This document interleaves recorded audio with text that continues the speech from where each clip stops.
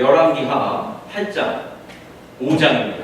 5장 8절에서 14절 말씀, 우리 자신의 생각을 하나님의 생각으로.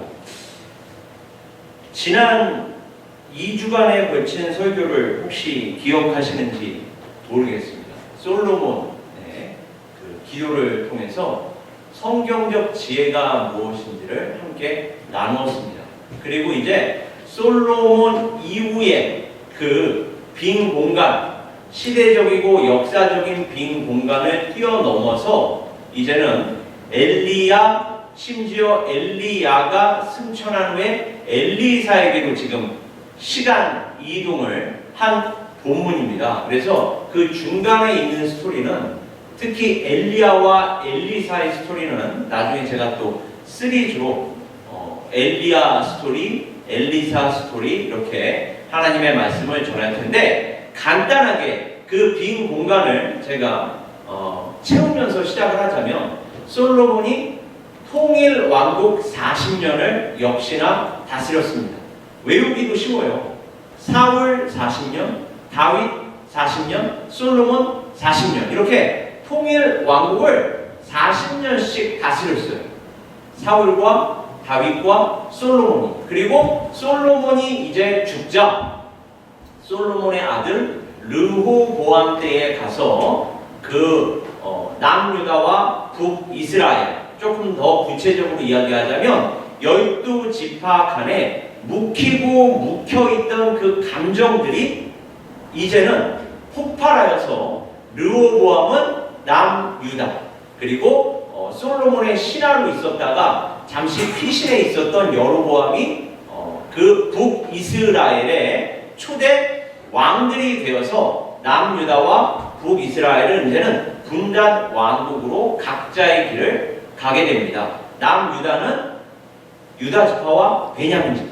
항상 여러분, 유다 지파와 베냐민 지파는 계속해서 성경 전체적으로 창세기에서부터 계속해서 연결되어 함께 갑니다. 유다 지파와 베냐민 지파는 유다가 베냐민을 대신하여 요셉 앞에서 저 베냐민까지 제가 놓고 간다면 저의 아버지 야곱이 죽습니다. 그의 가장 사랑하는 아내였던 라헬과의 사이에서 낳았던 요셉은 죽었고, 죽은 줄 알았다는 거죠. 본인들이 팔아놓고서 죽었고, 그리고 그 동생 이제 베냐민만 남아있는데, 이 베냐민을 제가 데리고 야곱에게로 돌아가지 못한다면 아버지께서는 죽습니다.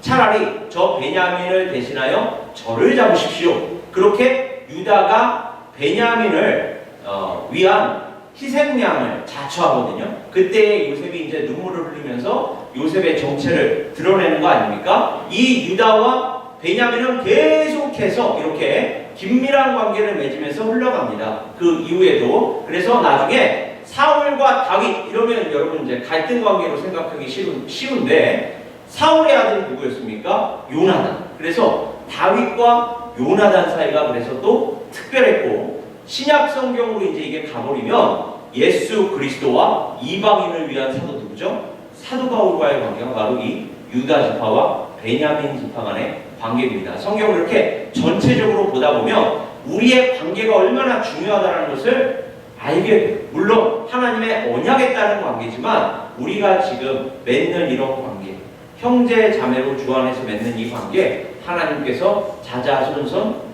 대대손손 사용하시는 관계로 발전시킬 수 있으시다는 것입니다. 그러니까 지금 우리가 맺고 있는 이런 관계들이 얼마나 소중하겠습니까? 물론 언약에 따른 지금 예수 그리스도와 사도 바울의 관계까지 발전시켜 나가는 것과는 감히 비교가 안 되지만, 그럼에도 불구하고 중요한 포인트는 하나님께서는 우리가 주 안에서 맺는 이런 형제 자매 간의 관계를 기쁘게 보시고 사용하신다는 것입니다. 그리고 그 나머지 10지파가 이제 북이스라엘을 구성하게 됩니다. 그리고 남유다와 북이스라엘은 이제 각자의 길을 가게 되는데, 최종적으로는 둘 다 망하죠. 북이스라엘도 BC 722년에 아수르 제국에 의해서 망하고, 남유다는 그 후에 BC 586년에 바벨론에 의해서 망합니다. 결국은 다윗 왕국, 그리고 그 다윗 왕국을 솔로몬이 이어받았는데 이 왕국이 하나님께서 우리에게 주시려고 하는 것이 아니었다. 궁극적으로 주시려고 하는 것이 아니었다. 궁극적으로 주시려고 하는 것은 다윗 왕국이 아니라 하나님의 나라였다는 것으로 우리는 신약성경 전체적으로 통합했을 때에 받아들일 수가 있다는 것입니다. 그 하나님의 나라가 본격적으로 시작된 게 바로 예수 그리스도의 초림이었어요. 그리고 공생의 사역이었습니다. 그래서 때가 찼고 하나님의 나라가 가까이 왔으니 회개하고 복음을 믿으라. 회개하라는 게 무슨 뜻입니까? 우리 자신의 생각을 하나님의 생각으로 바꾸라는 것입니다. 우리 자신이 자기 중심적인 존재들이 하나님 중심적인 존재, 예수 그리스도 안에서 새롭게 탄생한 존재, 거듭난 존재로 바뀌어야만 우리는 살 수 있고 또 하나님의 나라에 들어갈 수가 있다는 것입니다. 우리가 오늘 말씀을 전반부까지 마치고 다음 주에부터는 종료주일 설교를 여러분과 함께 나누려고 합니다. 2주간에 걸쳐서 종료주일 설교를 나누고 그리고 그 이후에 다시 후반부로 돌아오거나 아니면 이제 부활절 후에 후반부로 들어오겠죠. 그러니까 오늘 설교 말씀을 잘 기억하셨다가 그때 가서 다시 연결해서 나누어 보도록 하겠습니다. 이쯤에서 끊는 것이 하나님의 나라에 관한 말씀을 다음 주부터 있을 종료주일 예배 때 조금 더 본격적으로 나누기 위해서 그렇습니다. 예수 그리스도께서 그 하나님 나라의 왕으로 입성하시는 것이거든요. 그 예루살렘의 왕으로서. 그래서 호산나 다윗의 자손이요.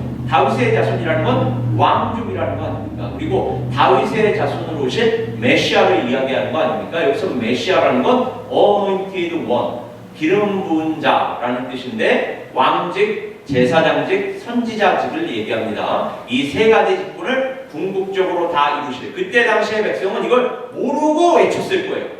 모르고 알았다면 예수 그리스도를 십자가에 못 박히도록 내버려 두지 않았겠죠. 몰랐기 때문에 외쳤을 것입니다. 그러나 오늘날 우리는 이제 알고 외치는 것입니다. 호산나 다윗의 자손이여 오십시오가 아멘 주 예수여 오시옵소서라는 요한계시록 마지막 장 마지막 구절의 말씀과 연결시키면서 우리는 이제 아는, 믿는, 궁극적으로 그게 무엇인지를 품고 외치는 신앙 고백이 되어야 할 줄 믿습니다. 그리고 그때 입성하시는 예수 그리스도께서 어떠한 마음으로 입성하시는지를 다음 주부터 살펴볼 텐데 그러한 예수 그리스도를 우리가 온전히 받으려면 우리 자신이 먼저 바뀌어야 합니다. 그게 바로 회개요. 그걸 쉬운 언어로 제가 오늘 설교 제목 우리 자신의 생각을 하나님의 생각으로 바꾸었습니다. 그리고 북이스라엘 시대, 이제 북이스라엘 시대에 한번 초점을 맞춰보자고요. 왜냐하면 북이스라엘의 스토리는 열왕기 상하에만 나오거든요. 우리가 지금 나누는 말씀이 열왕기 하입니다. 하 아닙니까? 역대 상하로 가면 북이스라엘의 스토리는 나오긴 나와도 잘 안 나와요. 초점이 다 남유다입니다. 왜요? 역대 상하는 남유다, 다윗의 계보에 따른 역사에 초점을 맞춘 책이거든요. 그러나 열왕기 상하는 남유다와 북이스라엘을 다 다룹니다. 그래서 오늘은 특별히 북이스라엘의 스토리에 조금 더 초점을 맞추어 본다면 북이스라엘의 왕들 가운데 가장 악한 왕이 누구였을까요? 바로 아합이었습니다. 여러분 다 아시는 대로 아합 왕이었어요. 근데 하나님께서는 참 우리 하나님은 전지전능하신 하나님이세요. 제가 늘 기도할 때에 우리의 사정과 상황과 형편을 아시는 하나님이라고 하시지 않았습니까? 그리고 우리의 수준에 맞춰서 하나님께서 지혜를 주시고 필요한 것 공급하시고 인도하신다라고 하지 않았습니까? 아합 왕이 가장 악한 왕이었는데 이때에 또 가장 강력한 선지자 중에 한 사람을 그를 대상으로 사역하도록 보내십니다. 그게 누구죠? 엘리야입니다. 엘리야. 그래서 엘리야가 바알 선지자와 아세라 선지자 850대 1로 싸웁니다. 누가 이기죠? 엘리야가 이기죠. 엘리야의 하나님은 진짜 하나님이요. 바알과 아세라의 선지자들이 섬기는 바알과 아세라는 짝퉁 신들이기 때문에, 헛된 신들이기 때문에 이거는 처음부터 사실 상대가 안 되는 싸움이었어요. 넘버 게임이 아닙니다. 이거는 진짜와 가짜의 싸움이었기 때문에 진짜가 이길 수밖에 없었습니다. 그럼에도 불구하고 엘리야는 그 이세벨의 위협을 받아서 또 도망을 갑니다. 그리고 그 이후에 엘리야는 하나님으로부터 계시를 받아서 너를 대신하여 엘리사를 세워라. 그래서 이제 엘리사가 엘리야의 사역을 이어받아서 엘리야는 이제 승천을 하죠. 불말과 불병거를 타고 승천한 인물로 성경에서 두 번째로 묘사되는 승천한 첫 번째 인물이 누구죠? 에녹 아닙니까? 에녹 창세기에 나와 있는 두 번째로 승천한 인물이 이 엘리야인데 그 엘리야의 사역을 이어받아서 지금 사역하고 있는 엘리사. 이 엘리사가 사역을 하고 있었던 시대적 배경을 오늘 본문 말씀은 보여주고 있습니다. 그렇다면 제가 지금까지 말씀드렸던 이러한 역사적이고 시대적인 이러한 지식들에 근거했을 때 엘리사는 주로 남유다를 대상으로 사역했을까요? 북이스라엘을 대상으로 사역했을까요? 엘리야의 사역을 이어받았으니까 어느 나라를 대상으로 사역했을까요? 북이스라엘이죠. 북이스라엘을 대상으로 사역했습니다. 그리고 오늘 본문 말씀 또한 그것을 보여주고 있습니다. 오늘 본문 말씀은 북이스라엘의 왕과 아람 왕 사이에서 이루어지는 외교적인 관계, 또 외교적인 대화가 사실 포함되어 있습니다. 그 중에서 이 아람 왕의 군대 장관이 있었는데 그 군대 장관의 이름이 누구예요? 나아만이었습니다. 그리고 이 나아만은 문둥병에 걸려 있었어요. 유능한 군대 장관이었는데 당시의 문둥병이라는 건 어떤 병입니까? 불치병이죠. 죽을 수밖에 없는 병입니다. 그래서 제가 이제 그 청년들을 대상으로 사역할 때에도 그 청년들이 이제 제가 늘 말씀을 강조하니까 성경 읽기를 강조하니까 청년들이 성경을 읽다가 꼭 물어봐요. 아니 근데 왜 내가 오늘날 우리가 겪을 필요도 없는, 겪을 수도 없는, 거의 겪을 수도 없는 이 문둥병에 대해서 이렇게 잘 알아야 합니까? 레위기에 보면 문둥병 걸린 자, 그리고 그 문둥병 걸린 자가 치유받으면 이렇게 제사를 드려라. 이런 순서들이 다 나와 있거든요. 이런 규례가 다 나와 있습니다. 정결, 예식, 정결, 규례라고 얘기하는데 오늘날 우리가 이것을 알아서 무엇을 위해서 이것을 이렇게 자세하게 읽어야 하죠? 그것도 심지어 그 해당 장이 길어요. 예식의 그 순서까지 다, 예식의 절차까지 다 기록이 되어 있기 때문에 왜 이것을 우리가 다 읽어야 합니까? 라고 이야기한다면 제가 그때나 지금이나 이렇게 똑같이 답을 했고 지금도 답을 할 것입니다. 무엇이냐? 문둥병이란 죽을 병이죠. 우리의 무엇을 얘기하는 거예요? 우리 죄로 인한 결과. 우리의 죄의 상승은 무엇이죠? 사망입니다. 그래서 문둥병이 가리키는 건 죄인들이 그 죄로 인하여 운명적으로 맞닥뜨릴 수밖에 없는 결과를 얘기하는 거예요. 그러니까 우리 모든 죄인들은 우리 죄로 인하여 분명히 무엇을 당하게 돼 있죠? 사망이라는 저주를 당하게 되어 있습니다. 그 문둥병이 구약 성경에는 그림자로서, 사망의 그림자로서 이렇게 제시되어 있는 거예요. 사망! 그러면 못 알아들으니까 제가 늘 얘기했지만 초등학생에게 그 방정식 가르치면 초등학생이 똑똑한 몇 명의 학생 빼고 그거를 다 알아들을 수 있겠습니까? 심지어 그 방정식을 그래프로 그려봐라! 못 그립니다, 절대. 그러니까 그 수준에 맞게 하나님께서 우리에게 알려주시는 건데 그때 당시에는 너희가 나의 말씀에 순종하지 아니하면 죽을 수밖에 없다라는 것을 이 땅의 병, 그 중에서도 불치병, 문둥병으로 우리에게 알려주셨던 거예요. 그런데 이 문둥병에 걸렸던 지금 누가 오늘 본문 말씀에 제시가 되고 있죠? 나만. 그러니까 하나님의 은혜가 아니면, 하나님의 특별한 섭리가 아니면 이제는 이 땅에서 아무리 능력이 있어도 죽을 수밖에 없는 인간의 운명을 나만 장군을 통해서 우리에게 제시해주고 있는 것입니다. 그래서 하나님의 사람 엘리사에 의하여 치유를 받습니다. 이것은 또 그림자로서 보여주는 장면인데 무엇을 그림자로 보여줄까요? 죽을 수밖에 없는 우리가 엘리사의 실체가 되는 누구요? 예수 그리스도로 인하여 십자가 보혈로 사망에서 생명으로 구원받는 장면을 보여주고 있다라고 할 수가 있겠습니다. 이건 역시 따라서 하나님의 자기 계시입니다. 오늘 본문 말씀은 비록 군대 장관 나아만이 자신의 주인 앞에서 크고 존귀한 군대 장관이요 큰 용사일지라도, 그러니까 여러분 생각해 보세요. 이렇게 크고 존귀한 군대 장관이요 큰 용사였는데 당시에 내노라 하는 의사들한테 치료받지 않았겠습니까? 치료받았겠죠. 심지어 임금에게 존중받는, 임금에게 신임을 받는 군대 장관이었잖아요. 그러면 나라의 의원, 나라에서 가장 명의를 뽑아서, 왜냐하면 그 군대 장관이 살아야 전쟁을 치렀을 때 본인 나라도 이길 수가 있기 때문에 명의라는 명의는 다 불러서 치료를 했을 거 아닙니까?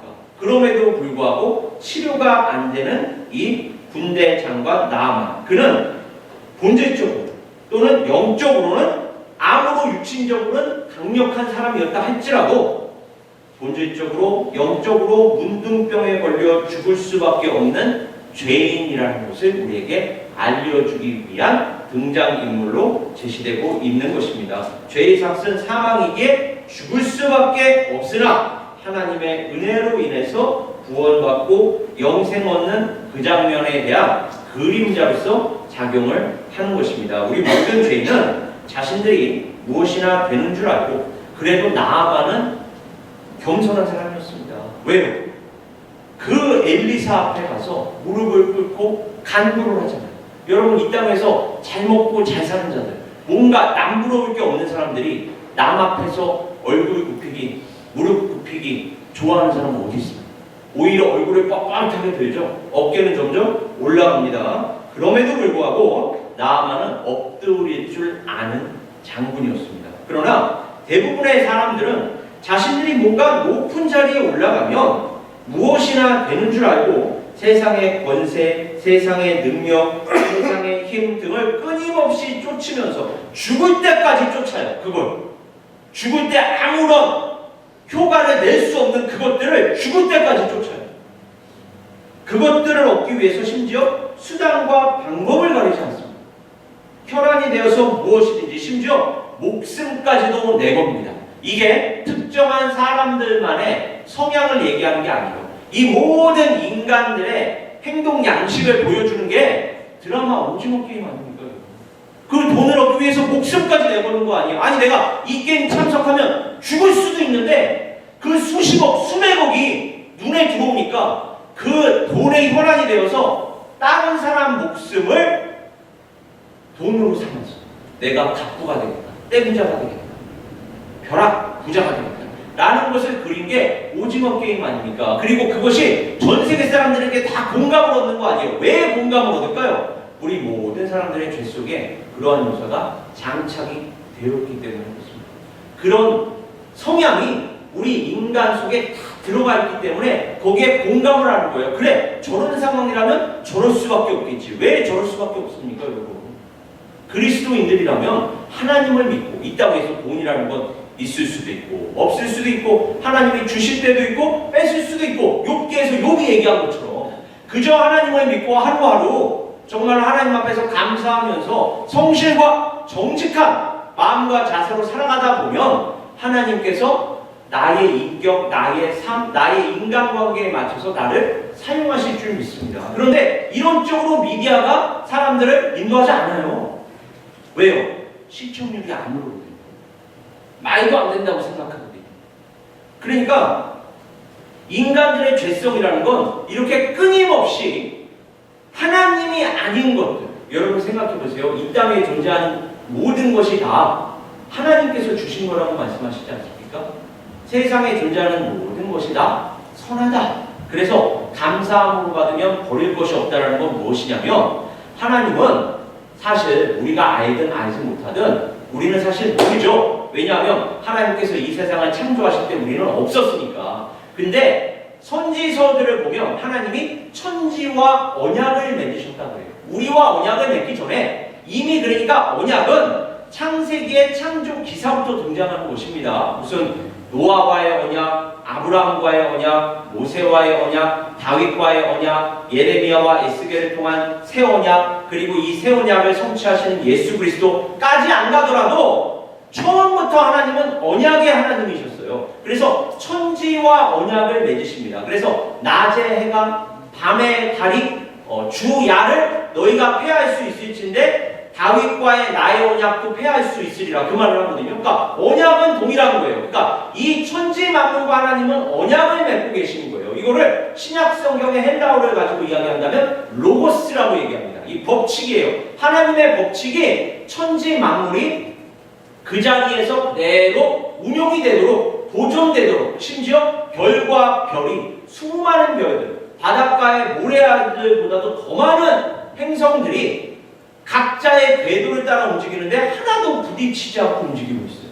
이거는 이 모든 별들을 만든, 이 모든 행성들을 만드시고 유지하게 하시는 디자이너가 있다는 거 아닙니까? 하나님이 있다는 거예요. 따라서 그 하나님을 우리가 믿는다면 이 땅에 존재하는 것들은 결국 하나님의 언약의 핵심적인 내용은 무엇입니까? 여러분 이 말씀만은 아실 거예요. 나는 너희의 하나님이 될 것이고 너희는 나의 백성이 될 것이다. 이게 유일한 핵심, 계약의, 언약의 핵심이거든요. 신구약 전체를 관통하는 나는 너희의 하나님이 되고 너희는 나의 백성이 될 것이다. 근데 이 언약을 계속 깨뜨려요. 누가? 우리가요. 우리가 계속 깨뜨려요. 그러니까 하나님께서는 계속 리뉴. 근데 리뉴만 하시는 게 아니라 리뉴 앤 디벨롭. 새롭게 갱신하시면서 발전을 시키십니다. 어디까지요? 당신의 독생자 예수 그리스도까지 그 언약을 계속 갱신하시면서 발전을 시키세요. 그런데 그 언약이라는 게 하나님이 우리의 하나님이 되고 우리는 하나님의 백성이 된다는 것인데 결국은 하나님께서 원하시는 것이 무엇이에요? 하나님과 우리가 항상 함께하는 것. 그래서 새하늘과 새 땅, 하나님의 나라에 가면 우리는 그 하나님과 영원토록 함께할 거예요. 그런데 인간이 자꾸만 그것을 거부합니다. 어떤 식으로 거부하는 줄 아세요? 노골적으로 거부한다는 게 아니라, 자, 이 세상에 존재하는 그런 모든 것들이 왜 존재할까요? 여러분 생각해 보세요. 하나님께서 우리를 당신의 백성으로 삼으시려고 이런 모든 계약들을, 언약들을 맺으신 거죠. 우리를 당신의 백성으로 삼으시려고, 그리고 우리의 하나님이 되시려고. 그렇다면 이 모든 존재하는 것들이 왜 존재할까요? 우리에게 하나님께서 주신 것이 얼마나 귀한지 알라고. 다 선물이에요. 하나님께서 우리에게 주신 다 선물입니다. 이 세상에 존재하는 모든 것은 다 선물이에요. 심지어 AI까지도 다 선물입니다. 다만 그것을 선하게 사용하지 못하는 인간의 죄성이 문제라고. AI조차도 선한 마음으로 사용하면 왜 문제가 되겠습니까? 그것을 나의 욕망을 위해서 사용하기 때문에, 나의 죄성을 부추기고 나의 그 모든 죄악된 욕망을 채우기 위해서 사용하니까 문제가 되는 거 아닙니까? 남이야 죽든 말든, 남이야 어렵든 말든, 나만 아니면 된다는 마음으로 그 모든 것들을 다 조작도 하고 운용도 하고 이러니까 문제가 되는 거예요. 그러나 이 세상에 존재하는 모든 것을 다 하나님께서 우리에게 주신 선물로 받으면 감사와 찬송과 영광이 넘치게 되는 줄 믿습니다. 그런데 우리는 그 하나님께서 주신 이 선물들을 선물로 받고 누려야 되는데 이 선물을 하나님으로 삼아요. 이게 문제예요. 돈이 하나님인 줄 알아요. 하나님께서는 돈을 통해서 당신께 영광을 돌리라고 우리에게 주신 건데 선물이잖아요. 은혜로 주신 선물. 근데 돈을 하나님으로 삼아버려요. 명예를 주십니다. 그 명예를 사용해서 하나님 나라 확장을 위해서 뭔가 사용하라고 주셨는데 그 명예가 하나님이 되어버립니다. 그러니까 여러분 순서가 바뀌어버리는 거예요. 어떻게 바뀌는 줄 아세요? 돈을 사용해서 하나님께 영광을 돌려야 되는데 반대로 돈을 벌기 위해서 하나님을 이용해버립니다. 이게 인간의 죄성이에요. 하나님의 나라 확장을 위해서 우리에게 명예를 주셨는데 명예를 얻기 위해서 하나님을 이용한다니까요. 인간은. 그게 죄성이에요. 여러분. 이게 우리의 생각입니다. 죄악된 생각. 이러한 인간을 하나님께서는 참으시고 또 참으시는 것이 바로 구약 성경의 메시지라는 것입니다. 우리 모든 인간이 죄인으로서 실제로 아까 말씀드렸던 하나님께서 주신 그 모든 좋은 것들을 얻으면 거드름을 피워버립니다. 거만해집니다. 오만해집니다. 교만해집니다. 그것들은 사실 하나님 앞에서 아무것도 아닙니다. 하나님께서 주신 선물에 불과해요. 그럼 선물을 그저 누리면 되는 것입니다. 근데 선물을 우상으로 삼아버리는, 하나님으로 삼아버리는, 그래서 우리는 죽을 수밖에 없는 존재들이 되는 것입니다. 하나님과 바른 관계를 세우지 못했기 때문에. 하나님과 바른 관계를 세우는 게 의라고 말씀드렸잖아요. 그리고 그 바른 관계는 누구를 통해서만 세워지는 것입니까? 바로 당신의 독생자 예수 그리스도를 통해서만 세워지는 줄 믿습니다. 그 예수 그리스도를 주님으로 영접하면 이제 예전에는 그게 하나님인 줄 알았던 것들이 이거 사실 아무것도 아니었네. 이거 그저 하나님께서 나에게 주신 선물이었네. 이렇게 인식하고 그 선물을 오히려 하나님의 나라와 하나님의 영광을 위해서 사용하게 된다니까요. 그래서 선한 일을 행하기 위해서 내가 너희를 지었다라는 게 신약 성경의 메시지이기도 한 것입니다. 내가 너희들을 새롭게 지었다. 누구 안에서요? 예수 그리스도 안에서. 그리고 이렇게 새롭게 지은 이유는 이제는 선한 일에 열심히 하는 나의 백성이 되게 하려 하십니다. 이렇게 얘기합니다. 그러니까 우리는 패러다임 자체가, 존재 자체가 바뀌어야 할 줄 믿습니다. 그러나 우리 모든 죄인의 상기된 그 모든 노력, 시도는 거룩하시고 전지전능하신 하나님 앞에서 다 죄에 불과합니다. 그것은 하나님이 아닌 자기 자신을 포함하여 다른 것들을 다 하나님으로 삼은 본질적인 원죄입니다. 이걸 오리지널 신, 원죄라고 이야기합니다. 내가 하나님이 되고 싶어하는 것, 내가 하나님이 되려 하는 것, 우리 모든 죄인은 그것으로 인해서 지옥으로 빠져 들어갑니다. 그렇다면 우리는 이 사망과 저주로부터 어떻게 빠져나올 수가 있겠습니까? 우리는 그 사망과 저주로부터 어떻게 건짐을 받고 구원받을 수가 있겠습니까? 사망과 저주 앞에서는 나만 장군과 같이 한 나라의 아무리 유능한 장군이라 할지라도, 그리고 이 세상의 모든 명예와 명성과 권세 등을 다 지녔다 할지라도 사망 앞에서는 아무런 소용이 없습니다. 하나님 앞에서는 장관도 아니고 명예도 아니고 명성도 아니고 권세도 아니고 다 죄인이요 죄악된 것들에 불과하기 때문에 우리는 예수 그리스도가 우리와 하나가 되지 않으면 우리는 그 하나님의 나라에 결코 들어갈 수 없는 죄인들입니다.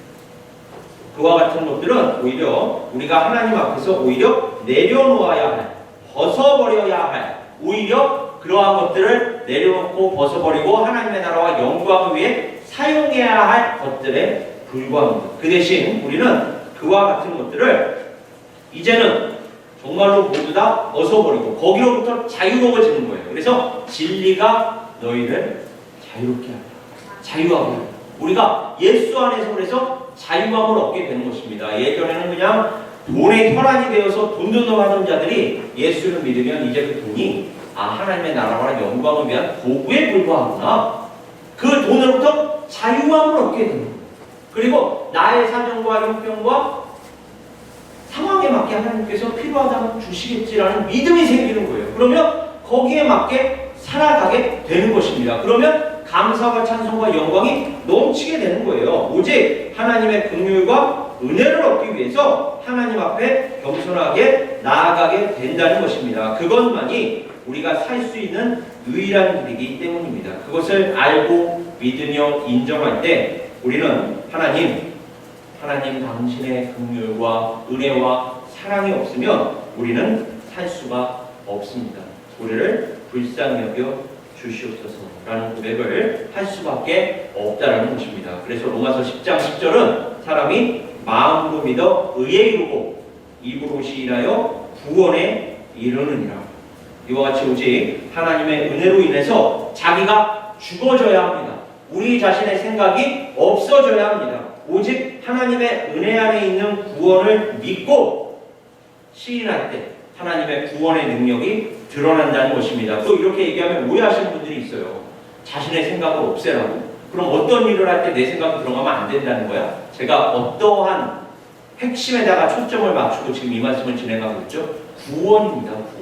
여러분 일을 할 때에는 각자의 전공을 살려서 그 전공 과목을 배우면서 그리고 진행하면서 얻었던 지혜와 지식을 기반으로 여러분의 생각을 쌓고 여러분의 생각대로 진행하는 게 맞죠. 여러분의 일거수일투족을 얘기하는 게 아니라 우리의 일거수일투족을 얘기하는 게 아니라 구원에 있어. 지금 그래서 나만이 죽을 수밖에 없는 병에 걸렸다라는 이 문맥이 있잖아요. 구원을 얘기하는 거라니까요. 구원에 있어 우리 자신의 생각이 들어가면 안 된다는 것입니다. 구원에 있어서는 누구만을 의지해야 한다? 하나님의 은혜, 하나님의 구원의 능력만을 의지해야 할 줄 믿습니다. 100세에 얻은 이삭을 바치라고 하셨던 하나님의 명령에 인간적인 계산을 하지 않습니다. 오늘날로 얘기하면 잔머리를 굴리지 않고 그저 믿음으로써 순종함으로써 여호와 이레의 축복을 받았던 아브라함과 같이 자기 자신의 생각을 내려놓는다는 거예요. 오히려 그 생각이 있었다면 이런 생각이었을 거예요. 아니 100세에도 얻게 하신 하나님인데 100세에 어떻게 아이를 낳습니까? 여러분 지금 현대의학으로도 정자난자를 올리지 않습니까? 그걸 어떻게 낳아요? 100세 된 남자와 92세 된 여자가 어떻게 아이를 낳을 수가 있습니까? 아이를 낳을 수가 없는데도 하나님께서 아이를 주셨네요? 초자연적인 하나님의 능력으로 주셨어요? 그렇다면 이 아이를 바치라고 하시네? 하나님께 뜻이 있으시겠지. 내가 이 아이를 제물로 바쳐도 아니 무에서 유도 창조하셨는데 죽었던 아이 왜 못 살리시겠어? 이게 히브리서 기자의 믿음 아닙니까? 죽었던 그 이삭을 반드시 부활하여 주실 것을 믿었던 아브라함. 그 믿음을 칭송하고 있는 것입니다. 이 아브라함과 같이 그리고 광야에서 이스라엘 백성이 하나님을 원망하고 하나님께 불평, 불만을 품음으로써 불뱀에 물려 죽게 되었을 때에 모세가 뭐라고 얘기하죠? 장대에 높이 매달린 눈뱀을 쳐다보기만 해라. 쳐다보기만 하면 살 것이다. 근데요, 그거 믿지 못하는 자들은 안 쳐다봅니다. 다른 수단들을 찾게 돼 있어요. 근데 믿음으로 진짜요? 저 장대 쳐다보면 나 살 수 있는 거예요? 그걸 믿는 자들만 반드시 쳐다보게 돼 있어요.